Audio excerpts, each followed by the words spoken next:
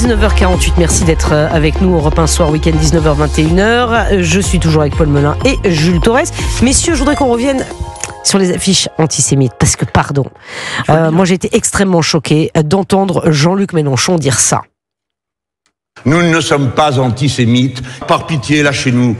Arrêtez avec ce cirque des antisémites et puis les caricatures, le nez est trop long, les cheveux sont trop courts, enfin tout ça n'a aucun sens. Il y a sûrement une maladresse sur la forme puisque nous avons retiré cette affiche. Une affiche qui était maladroite, elle n'aurait pas dû être là, mais dont on peut nier non plus les intentions d'un certain nombre d'acteurs du jeu politique qui veulent instrumentaliser cela.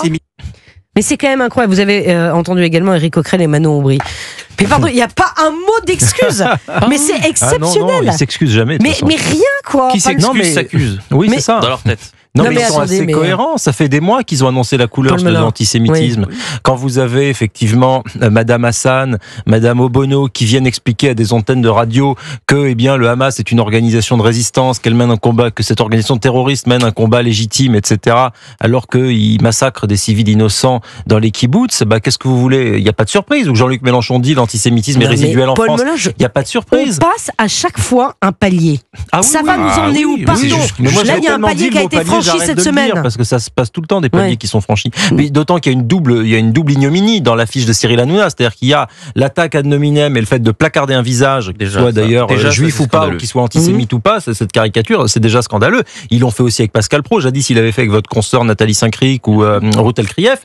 Donc ils sont coutumiers du fait. Vous savez, ça me faisait penser, moi, dans les saloons, les wanted, quoi, dans les westerns, la tête est mise à prix. Donc en fait, c'est une fatwa que vous lancez contre les gens. Et là, c'est doublé d'antisémitisme avec, vous le disiez, Pascal, tout à l'heure, quand on en parlait, la portée antisémite, et ça rappelle effectivement les dessins des années 30, des années 40 ou les caricatures de la fin du 19e siècle. Donc, il y a vraiment une double abjection dans cette affiche et une triple abjection avec la justification abominable de Mélenchon qui nous dit derrière, oui, mais regardez, Charlie Hebdo, ils ont le droit de le faire et pas nous. Il oublie quand même de dire que Charlie Hebdo, vous voyez comment ça s'est terminé. C'est de la presse satirique. Oui, c'est de la presse satirique. C'est pas placarder les visages des gens en disant, allez-y, faites ce que vous voulez avec ces gens. Donc, c'est terrifiant. Jules Torres. Pascal de la Tour du Pin. Oui, je vous ai pas entendu là. Moi, je ne suis pas étonné. Quand on regarde ce que fait la France Insoumise depuis maintenant 2 ans, objectivement, force est de reconnaître que l'antisémitisme gagne la France Insoumise depuis maintenant, depuis le 7 octobre. Mais finalement, elle ne fait que revenir à ses racines, parce qu'on ne le dira jamais assez, l'extrême gauche a une histoire particulière avec l'antisémitisme. Bien sûr que l'antisémitisme au début du XXe siècle et au milieu du XXe siècle était l'apanage de l'extrême droite. Mais depuis maintenant plusieurs années, la France insoumise, eh bien, elle est l'héritière de Karl Marx quand il parlait de la question juive et qu'il liait les juifs à l'argent. C'est l'héritière, pardonnez-moi, des purges anti-juives de l'URSS et du communisme. C'est l'héritière de l'antisionisme, la destruction de l'État d'Israël, qui est devenue de l'antisémitisme. C'est tout ça mêlé, et cette affiche antisémite, il faut le dire, contre Cyril Hanouna, c'est la dernière illustration de cette histoire entre la gauche et l'antisémitisme. C'est la dernière illustration de l'après 7 octobre, quand Jean-Luc Mélenchon nous disait que ce qui s'était passé, le millier de morts israéliens, eh bien, ce n'était pas un pogrom. C'est la suite logique du Hamas, ce ne serait pas un mouvement de résistance. C'est la suite logique de Rima Hassan qui nous dit il y a encore quelques semaines que le Hamas mène une action légitime face à Israël. Donc je ne suis pas étonné. Là, la question, c'est que vous avez raison, il y a un cap qui a été franchi. Il faut que les responsables répondent de cet acte. Le journal L'Opinion nous dit que Bastien Parisot, le directeur de la communication de la France Insoumise, était au courant des risques encourus. Manuel Bompard, le coordinateur de la France Insoumise, devra répondre de cette question-là, puisque dans un parti politique, vous êtes tributaire des résultats dans les urnes, mais vous êtes aussi tributaire de ce que vos comptes de réseaux sociaux diffusent. Monsieur Delogu, par exemple, moi, quand mardi j'ai repéré cela, c'était sur le compte de Monsieur Delogu. Donc lui aussi, il devra en répondre, parce que ce dessin, cette affiche, elle est antisémite. Est-ce que vous avez eu vent de personnalités qui ont été condamnées ? Ah ça, il y a des plaintes qui sont déposées, mais est-ce qu'il y a eu des condamnations? Par exemple, parce que vous savez, quand le nouveau parti anticapitaliste, par exemple, avait fait un communiqué de presse abominable au lendemain du 7 octobre, expliquant grosso modo que le Hamas avait commis, là encore, une action légitime et qu'il justifiait les horreurs du pogrom du 7 octobre, il y a des procédures qui ont été engagées. Pour autant, à ce que je sache, Monsieur Poutou, par exemple, le leader du nouveau parti anticapitaliste, continue à s'exprimer dans la presse écrite, télévisuelle et radio. Il y a un monsieur de la CGT qui a été condamné pour apologie du terrorisme. Voilà, donc vous voyez, mais il y a quand même très peu de choses. Pour apologie du terrorisme. Non, mais vous vous rendez compte? Mais attendez, mais pardon. L'antisémitisme, c'est compliqué parce que la France insoumise, il flirte avec les limites. C'est difficile de prouver, même si ça saute aux yeux de tout le monde. Toute personne de bonne foi qui regarde l'affiche de Cyril Hanouna caricaturée par l'IA se rend compte de la portée antisémite. Mais la mauvaise foi peut faire qu'on peut dire, mais non, pas du tout.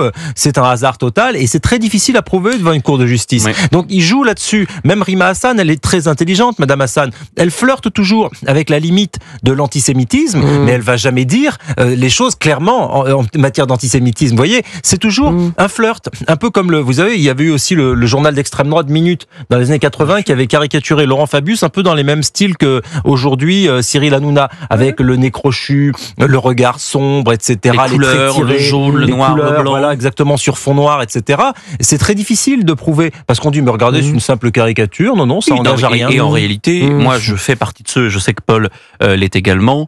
La question politique se règle dans les urnes. Bien sûr. Elle se règle également dans les médias. Mais dans les tribunaux, elle se règle dans la joute politique. Bien sûr. Et dans si on est en démocratie, c'est le pouvoir des urnes. Traîner ces gens-là devant les tribunaux, ça marche pas. Ils se victimisent. Regardez Jean-Luc Mélenchon. Il dit nous sommes des victimes. On nous traite d'antisémitisme. Bientôt, il va falloir le plaindre. Il va falloir dire pauvre Monsieur Mélenchon, vous êtes la victime. Et à chaque fois, ça finit par dire c'est la faute de l'extrême droite. Quand ils disent pas c'est de la faute du groupe Bolloré. Donc c'est insupportable. C'est toujours les mêmes histoires. C'est la faute de l'autre. Même quand ils commettent les pires atrocités antisémites, c'est de la faute de l'extrême droite. Et quand Éric Zemmour dit que dans les prisons, il y a une surreprésentation des étrangers, et notamment de l'immigration arabo-musulmane, il est condamné. Quand Geoffroy Lejeune, je me souviens, il y a quelques mois de cela, disait que l'augmentation de l'antisémitisme ces dernières années était la conséquence de l'importation d'une immigration arabo-musulmane, il y a l'Arcom qui le sanctionne de 50 000 €. Ouais. Il y a un deux poids deux mesures qui est terrible. Il y a un deux poids deux mesures qui permet aux uns de dire les pires horreurs et aux autres d'être sanctionnés pour dire des vérités. Voilà aujourd'hui l'état de notre justice, de notre débat public. Donc le sujet, c'est de ne rien laisser passer. Quand il y a une affiche aussi hideuse, horrible que celle-ci, il faut la dénoncer jusqu'à ce qu'il y ait des excuses. On verra. C'est un peu ce qui se passe. Ce qui est bien, c'est que tout le monde la dénonce. Regardez, Monsieur Boimran, moi j'ai vu sur les réseaux sociaux, même des militants de la France Insoumise, des gens sur les boucles WhatsApp de la France Insoumise. Je crois qu'il y a le journal L'Opinion qui a relayé sur une boucle WhatsApp, je dis rarement du bien de lui, mais Aymeric Caron, par exemple, s'est indigné sur cette boucle en disant mais regardez les conneries qu'on fait. Caron est choqué. Vous vous rendez compte? C'est quand même qu'il y a un sujet. Il y a beaucoup de gens en interne à la France Insoumise, chez les écologistes, chez les socialistes. Alors il y a ceux qui sont courageux sur les boucles WhatsApp, mais pas publiquement, ça c'est vrai. Mais ça fait des remous. Donc je pense que peut-être il y a 2 ans ou 3 ans, cette caricature, elle serait passée crème et que les insoumis n'auraient pas été inquiétés. Je suis pas sûr. Et aujourd'hui, ça passe plus. Bon, merci beaucoup, merci à vous deux, merci Jules Torres, Paul Melun d'avoir été dans ce studio. À très vite, à dimanche, j'espère. À dimanche. À demain pour moi. Ah, j'adore. On brise le duo, mais ah mince. J'adore. Le samedi, vous serez avec moi, je serai ravi, Jules Torres. Bon, écoutez, rendez-vous demain. Il est 19h57 à suivre évidemment le journal sur Europe 1 week-end soir, week-end. Ah oui, tiens, il y a Régis Le Sommier qui va venir. On va parler un petit peu de la situation en Ukraine, la position de Vladimir Poutine avec les conséquences chez nous. C'est passionnant et c'est tout de suite.